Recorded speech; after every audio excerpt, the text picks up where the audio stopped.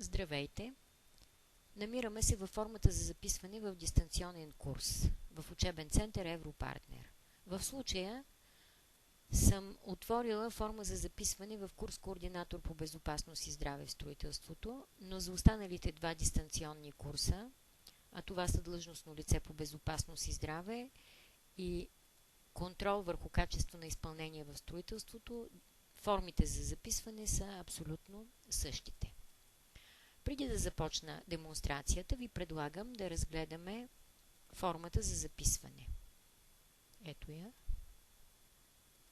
Как изглежда. Ако ви е направило впечатление, в нея има полета, отбелязани с червени звездички, и това са така наречените задължителни полета. Започвам попълването. Попълването на личните данни става на кирилица.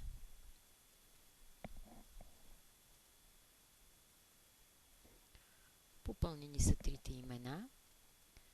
Следва поле, което не е задължително, и него ще попълните само ако желаете ЕГН-то да фигурира в удостоверението. Аз в случая ще попълня ЕГН-то.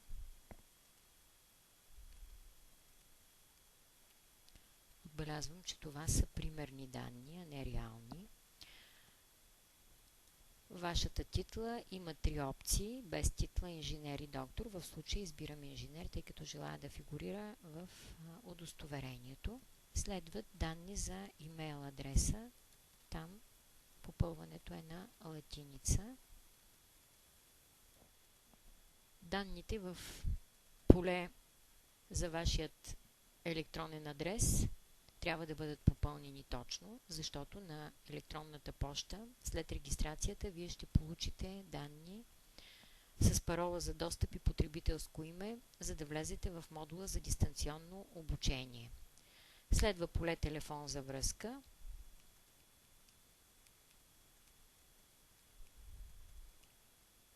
Което също е желателно да бъде попълнено, и с това попълването на личните данни приключва. Следват данни за фактурата. Ето, попълнени са и данните за фактурата. Данните за фирмата в фактурата трябва да бъдат изписани по регистрация на фирмата. Следва адрес, на който да изпратим удостоверението.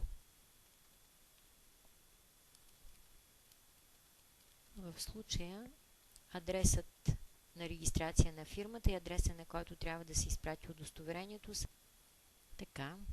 Всички полета до тук са попълнени. Следва последното задължително поле. Това са символите от картинката. Те трябва да бъдат въведени на латиница с малки и главни букви, така както са изписани на екрана.